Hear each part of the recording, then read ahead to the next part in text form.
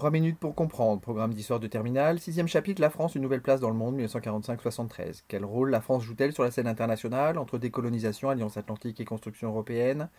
Un plan chronologique est proposé en 3 cartes mentales.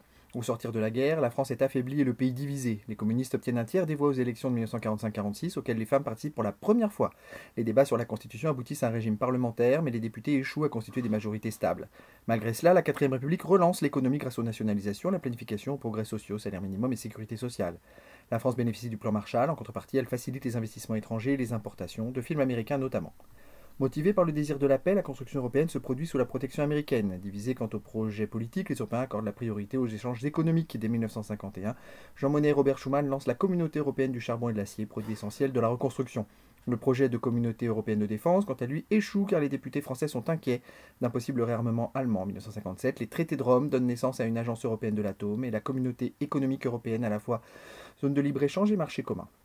La France réprime les mouvements indépendantistes, notamment en Indochine, où la guerre dure jusqu'aux accords de Genève de 1954.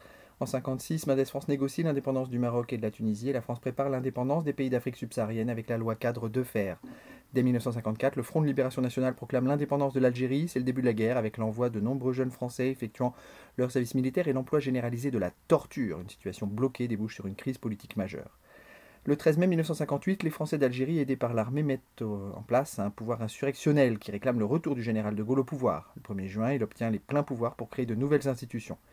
La Ve République renforce les pouvoirs présidentiels, mais reste parlementaire. S'il est mis en minorité par les députés à l'occasion d'une motion de censure, le gouvernement doit démissionner.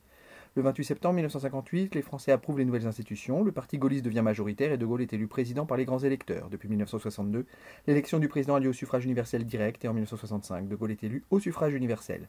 Parallèlement, le président désengage la France de l'Algérie. En janvier 61, 75% des Français approuvent l'autodétermination des Algériens malgré un climat de violence. Se sentant trahis, les Français d'Algérie se soulèvent et des militaires tentent un putsch à Alger. Mais De Gaulle ne se laisse pas intimider et l'indépendance est signée aux accords d'Évian le 15 avril 1962.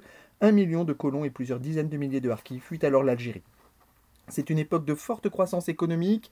L'État finance la création d'infrastructures, il planifie de nouvelles installations, soutient des programmes technologiques à l'échelon européen. L'agriculture bénéficie de la politique agricole commune. Une réflexion est menée en termes d'aménagement du territoire. De Gaulle veut restaurer la puissance nationale. Il négocie l'indépendance des colonies africaines.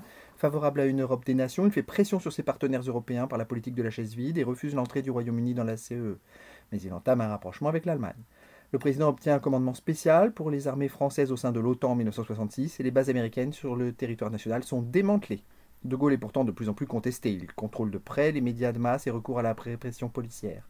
En mai 1968, la contestation des étudiants est rejointe par les ouvriers et les employés. Après l'échec de son référendum, l'année suivante, De Gaulle quitte le pouvoir. Pompidou, son successeur, accepte l'entrée du Royaume-Uni dans la CEE.